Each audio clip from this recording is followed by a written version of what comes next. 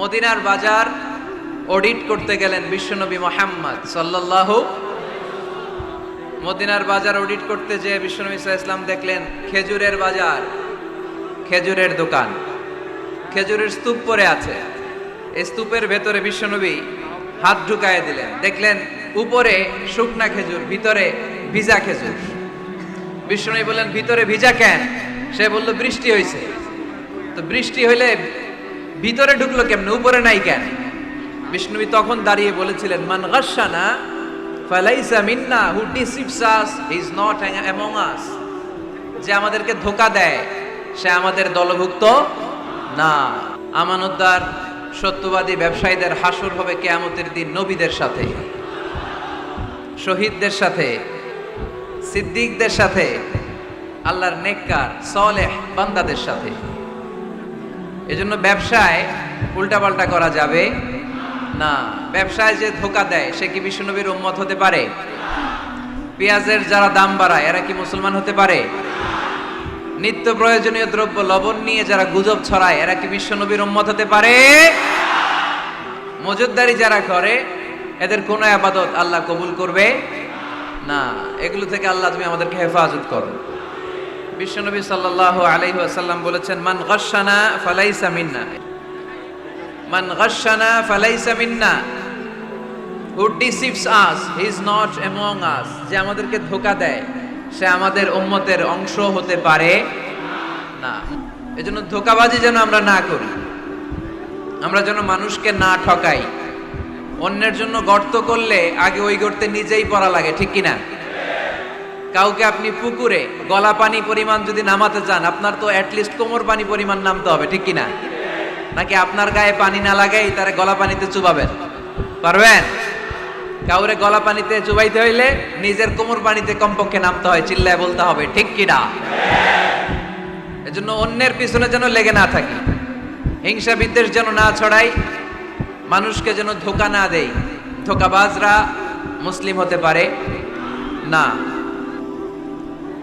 এই আয়াতের আলোকে কিছু কথা আপনাদের সামনে আমি উপস্থাপনের চেষ্টা করব ইনশাআল্লাহ। তবে শেষ পর্যন্ত আমাকে সহযোগিতা করতে হবে। করবেন? করবেন? চিল্লাফাল্লা করবেন না তো? ওঠা বসা করবেন না তো? তাহলে চোখগুলো আমার দিকে আর কানগুলো খরগোশের কানের মতো খাড়া করেন, যাতে আমরা যা শুনি এটা নিয়ে যেতে পারি। এই তাফসির মাহফিলগুলোকে আমরা ক্লাসের মতো মনে করি। মাইকম্যান কোন দিকে? আরেকটু স্ট্রং করে দেন, সাউন্ডটা আরেকটু স্ট্রং। তারপর টি টেবিল রাখছেন নিশ্চয়ই নিচে ইটা দিয়ে, না? তো এখানে আমি পা রাখতে পারতেছি না, ফলে মাইকও সামনে আনা যাচ্ছে না। একটা বড় প্রোগ্রাম করতে হলে আগে ম্যানেজমেন্ট ঠিক করতে হয়।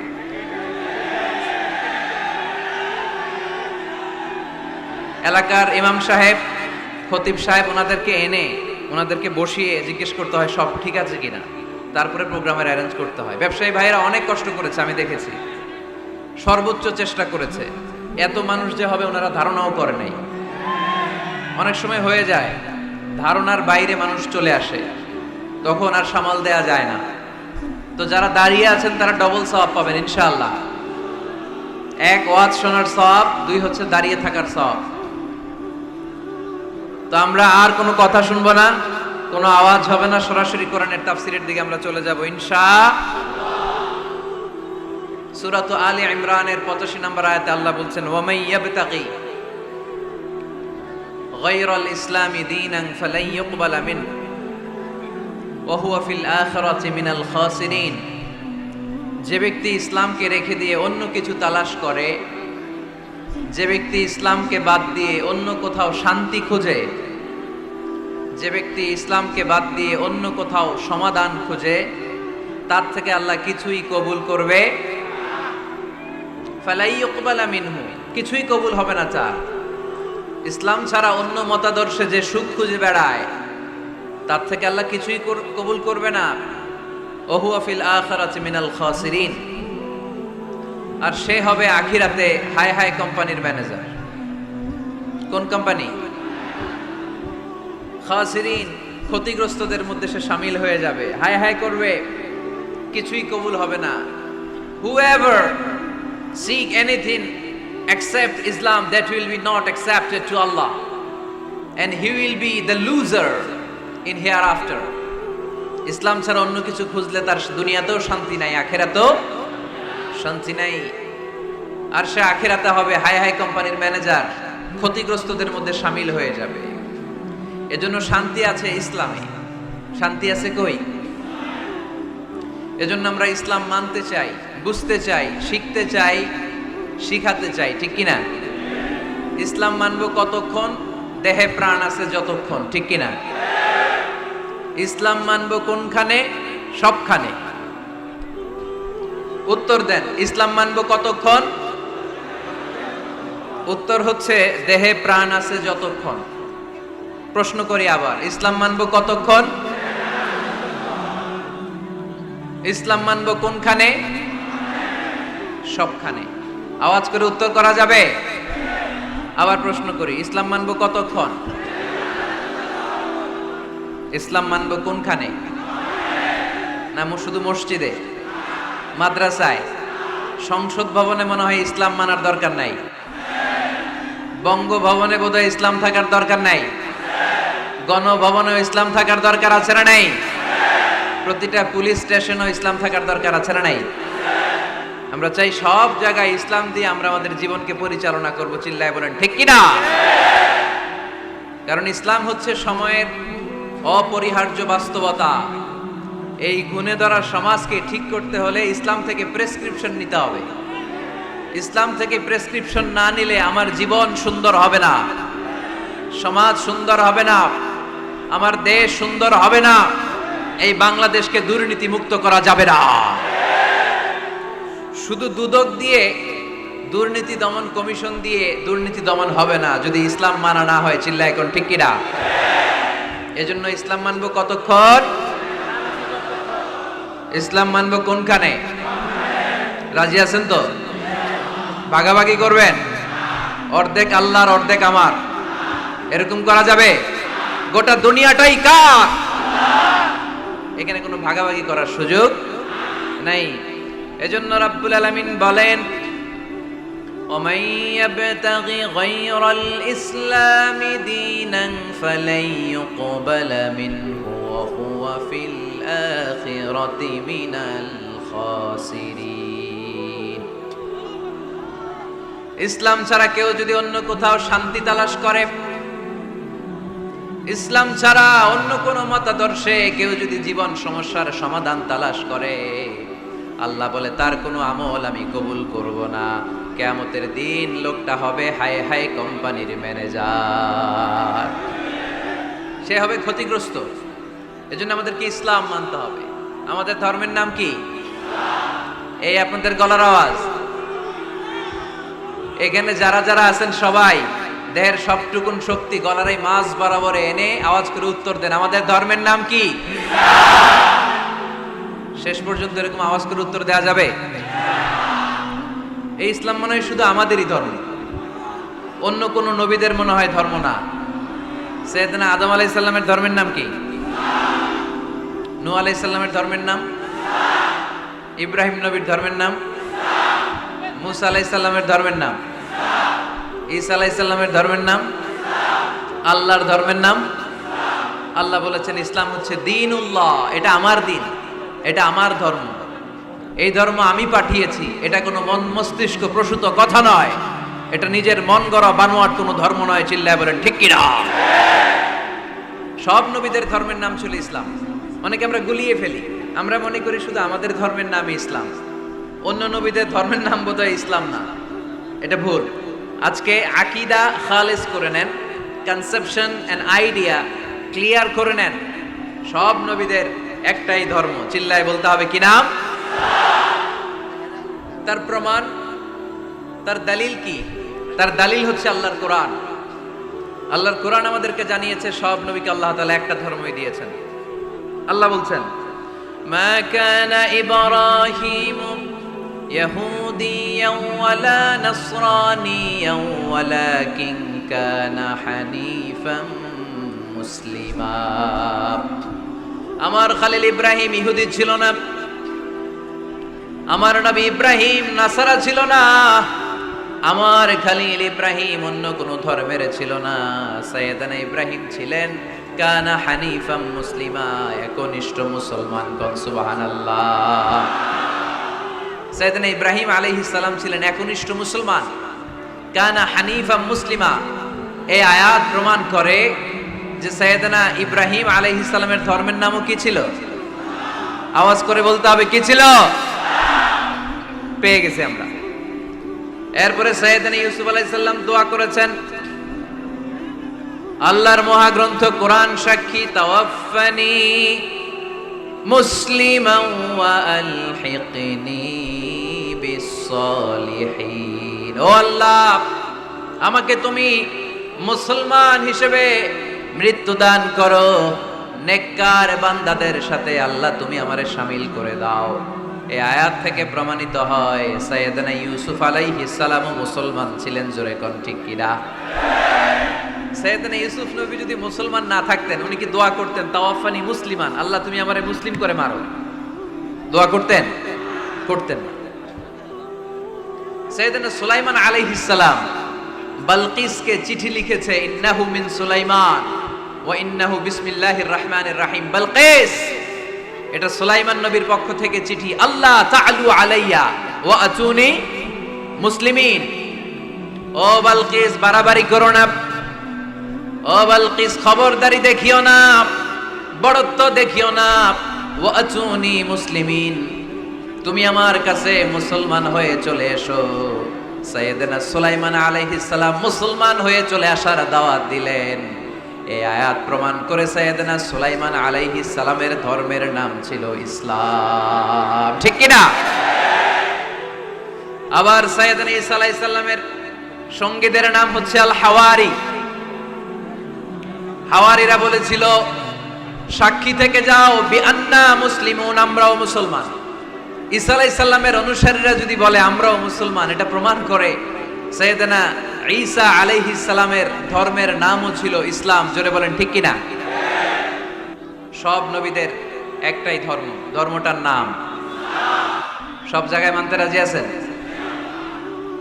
তবে ইসলাম ধর্মকে আল্লাহ তাআলা কোন নবীর কালেই, কোন নবীর সময়েই পূর্ণাঙ্গতা দান করে নাই। এই ইসলাম ধর্মের পূর্ণাঙ্গতা আল্লাহ তাআলা দান করেছে আমার পেয়ারা নবী, বিশ্ব নবী মুহাম্মদুর রাসূলুল্লাহ সাল্লাল্লাহু আলাইহি ওয়াসাল্লামের সময়কালে। বারটা ছিল জুমাবার।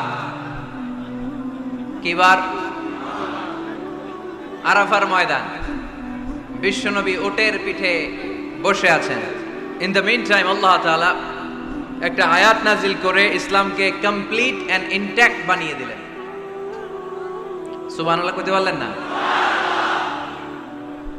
اليوم أكملت لكم دينكم وأتممت عليكم نعمتي ورضيت لكم الإسلام دينا।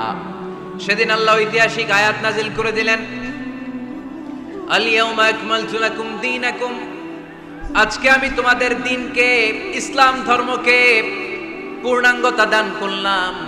ওয়া আতমামতু আলাইকুম নি'মাতি, আমার নিয়ামতকে পরিপূর্ণ করে দিলাম। ওয়া রাদিতু লাকুমুল ইসলাম দীনা, আমি আল্লাহ তোমাদের জন্য ইসলাম ধর্মকে মনোনীত করে খুশি হয়ে গেলাম। আল্লাহ তাআলা ইসলামকে আমাদের ধর্ম বানিয়ে খুশি। এখন প্রশ্ন হচ্ছে, আমরা খুশি কিনা? আওয়াজ কমে গেছে এবার। ইসলামকে আমাদের ধর্ম মনোনীত করে, ইসলামকে আমাদের জীবন বিধান মনোনীত করে খুশি কে? আল্লাহ। এখন আমরা খুশি কিনা? দিস ইজ দ্য কোশ্চেন নাও।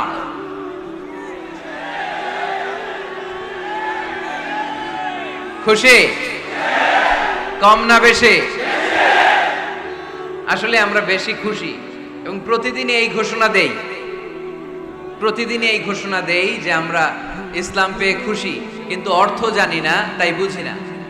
আমরা প্রতিদিন নামাজের পরে পড়ি রাদিতু বিল্লাহি রাব্বা, রব হিসেবে আল্লাহরে পেয়ে আমরা খুশি। ওয়াবিল ইসলামি দীনা, ইসলামকে ধর্ম হিসেবে পেয়ে খুশি। ঠিক কি না? এই দোয়াটা সালাম ফিরানোর পরে আমরা পড়ি না? পড়ি। রাদিতু বিল্লাহি রাব্বা, আল্লাহরে রব হিসেবে পেয়ে খুশি। অবিল ইসলামি দীনা, ইসলামকে দিন হিসেবে পেয়ে আমরা খুশি। আমরা কিন্তু প্রত্যেক দিন ফরজ সালাতের পরে এই দোয়াটা পড়ি কিনা ভাই? রদিতু বিল্লাহি রাব্বা, আল্লাহ তোমার রব হিসেবে পেয়ে খুশি। অবিল ইসলামি দীনা, ইসলামকে ধর্ম হিসেবে পেয়ে আমরা খুশি। এই দোয়াটা পড়ি কিন্তু অর্থ বুঝি না, তাই হৃদয়ে লাগে না, ঠিক কিনা?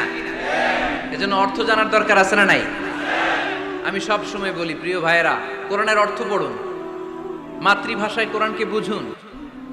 এই যে মোবাইলের ভেতরে এখন অ্যাপস পাওয়া যায়, এটারে বলে স্মার্টফোন। কি ফোন? যারাই আপনি স্মার্ট হইতে চান একটা স্মার্টফোন নিয়ে নেবেন, স্মার্ট হয়ে যাবেন। তো এটা আপনাকে স্মার্ট বানাবে, সবকিছু এটার ভেতরে থাকে, সব পাওয়া যায়। এখানে আপনি কোরআন নিয়ে পড়তে পারবেন কোরআনে আল্লাহ কি বলেছে। তো অর্থ বললে আপনার হৃদয়ে লাগবে। আমরা তারাবির নামাজ পড়ি 20 রাকাত, ঠিক কিনা? কত আযাবের আয়াত যায়, কত জান্নাতের সুন্দর বর্ণনা চলে যায়, কিন্তু যিনি পড়ায় উনিও কান্দে না, আমরাও কান্দি না, ঠিক কিনা? ওনারও পশম দাঁড়ায় না, আমাদেরও পশম দাঁড়ায় না। বাট আরব বিশ্বে when they recite they got their goosebumps, তারা যখন কোরআন তেলাওয়াত করে ওদের গায়ের পশমগুলো দাঁড়িয়ে যায়। শেখ আব্দুর রহমান সুদাইস যখন তেলাওয়াত করে পিছনে মুসল্লিরা কাঁদে। আমি গত বছর হজে ওনার পেছনে নামাজ পড়ছিলাম, উনি সূরা কুরাইশ পড়ছে, উনি পড়ছেন ফালিয়াবুদু রাব্বা হাযাল বাইত। এই কথা বলে উনি কাঁদতে শুরু করলেন, আমরাও কাঁদতে শুরু করলাম। কারণ এই আয়াতের অর্থ হচ্ছে ফালিয়াবুদু লিইলাফি কুরাইশিন ইলাফিহিম রিহলাতাশ শিতাই ওয়াস সাইফ। ও কুরাইশি ব্যবসায়ীরা, শীত গ্রীষ্মে তোমরা ব্যবসা করো, কিন্তু ফালিয়াবুদু রাব্বা হাযাল বাইত, এই ঘরের রবের ইবাদত করো। ওই ঘরটা কিন্তু সামনে। শাইখ আব্দুর রহমান সুদাই যখন ইমামতি করতেছে তখন ওই আল্লাহর ঘরটা সামনে আছে না নাই? আপনারা টিভিতে দেখেন নাই? কাবা ঘরের সামনেই কিন্তু নামাজটা পড়ে। তো ওই আয়াতের অর্থ ছিল এই ঘরের রবের ইবাদত করবা, তাহলে রিজিকের ব্যবস্থা করবে কে? আল্লাহ। তো ওই ঘরের সামনে দাঁড়িয়ে উনি ইমাম, চোখের পানি উনি ধরে রাখতে পারে? ধরে রাখা সম্ভব না। এর কারণ অর্থ বুঝি। আমরা আজীবন পড়ি সুবহান রাব্বিয়াল আ'লা, এর অর্থটা যে কি কেউ জানে না, ঠিক কিনা? তো চোখ দিয়ে পানি নামবে কেমনে? চাইনিজ ভাষা আমাদের কাছে যেরকম, কোরআনের তেলাওয়াত আমাদের কাছে অনেকটা এরকমই। চাইনিজ ভাষার অর্থ জানি না, কোরআনের আয়াতের অর্থ জানি, কিন্তু এই কথা বললে কি আল্লাহ আমাদেরকে ছাড়বে? No excuse will be granted that day. সেদিন আল্লাহ কোনো এক্সকিউজ গ্রহণ করবে না। অনেক হিন্দু মুসলমান হয়, এরপরে তারা কোরআন বোঝে, আল্লাহ বলবে হিন্দু হয়ে পারলো, তুই পারলি না কেন? জোরে বলেন ঠিক কিনা? এজন্য অর্থ বোঝার চেষ্টা করতে হবে। তাহলে আলোচনার যেই জায়গায় আমরা এসেছিলাম আর কথা বলছিলাম, আল্লাহ বলেছেন ইসলামকে তোমাদের ধর্ম মনোনীত করে আমি আল্লাহ খুশি। আমরাও বলে দিলাম আল্লাহ তুমি যদি ইসলাম দিয়ে খুশি, আমরাও ইসলাম পেয়ে খুশি। জোরে কোন ঠিক কিনা? আমরা সব জায়গায় ইসলাম মানতে চাই, যতক্ষণ দেহে প্রাণ আছে ততক্ষণ পর্যন্ত ইসলামকে মানতে চাই, সব জায়গায় মানতে চাই, ইসলামকে আমাদের জীবনের আদর্শ বানাতে চাই, ঠিক কিনা? সাইয়েদনা ওমর ফারুক বলতেন নাহনু কওমুন আ'আজ্জানাল্লাহু বিল ইসলাম, আমরা তো এমন জাতি যেই জাতিকে আল্লাহ তাআলা ইসলাম দিয়ে সম্মানিত করেছে। ফাইন ইবতাগাইনাল ইজ্জাতা বিগাইরিহি আদাল্লানাল্লাহ, ইসলাম রেখে দিয়ে কেউ যদি অন্য কোথাও সম্মান তালাশ করে তাকে অপদস্থ করে ছাড়বে কে? আল্লাহ। এজন্য আমাদের সম্মান কোথায়? আমরা মুসলমান, এটা বলতে কি আপনাদের লজ্জা লাগে? পৃথিবীর যেই কোনো দেশে যাই, হিন্দুদের রাজ্যে যাই, বৌদ্ধদের রাজ্যে যাই, যেই কোনো ইমিগ্রেশনে দাঁড়াই না কেন, চিৎকার করে বলবো আমি মুসলমান। জোরে কোন ঠিক কিনা? We are proud of Islam. ইসলাম আমার অহংকার, ইসলাম আমার গর্ব, ইসলাম আমার আল্লাহর দেয়া ধর্ম। এজন্য ইসলামের বিজয়কে কেউ ঠেকিয়ে রাখতে পারবে? আমি প্রায় উদাহরণ দিয়ে, উপমা দিয়ে বলি, ইসলাম হচ্ছে চারা বীজের মতো। চারা বীজ মাটিতে ঢুকিয়ে দিলে এটা উপরের দিকে ওঠে। তো ইসলামকে যারা মাটিতে গেড়ে ফেলতে চায় তারা জানে না ইসলামের উপমাটা অনেকটা চারা বীজের মতো। ইসলামকে মাটিতে গেড়ে দিলে এটা কি হবে? জোরে বলেন, আরো জোরে বলেন। উপরের দিকে গর্জে উঠবে। এই যে উপমা দিছি, এটা নিয়েও আবার অনেকে ভুল ধরে, আছে না নাই? আল্লাহ নিজেই কোরআনে উপমা দিয়েছেন। মাসালুল লাযীনা ইউনফিকুনা আমওয়ালাহুম ফি সাবিলিল্লাহি কামাসালি হাব্বা, যারা আল্লাহর রাস্তায় দান করে, এই দানের উপমা হচ্ছে একটা চারা বীজের মতো। সুবহানাল্লাহ পড়ে। এই চারা বীজ থেকে 7টা শীষ বের হয়, প্রতিটা শীষে জন্ম নেয় শত শস্য দানা। আল্লাহ যারে চায় ইচ্ছা মতো রিজিক দিয়ে তার জীবনকে পূর্ণাঙ্গ করে দেয়। সুবহানাল্লাহ পড়ে। এজন্য আল্লাহ বললেন, ইসলাম হলো আমার একমাত্র মনোনীত ধর্ম। ইসলাম ছাড়া অন্য কেউ যদি সম্মান তালাশ করে, তার কাছ থেকে কিছুই আমি গ্রহণ করব না। কিয়ামতের দিন সেই লোকটা হবে হায় হায় কোম্পানির ম্যানেজার। ঠিক কি না? এজন্য আমরা একটা ধর্মকেই মানতে চাই। চিল্লায় বলেন তো, ধর্মটার নাম কি? ইসলাম ছাড়া অন্য কিছু মানি না। ইসলাম ছাড়া অন্য কিছু মানি না।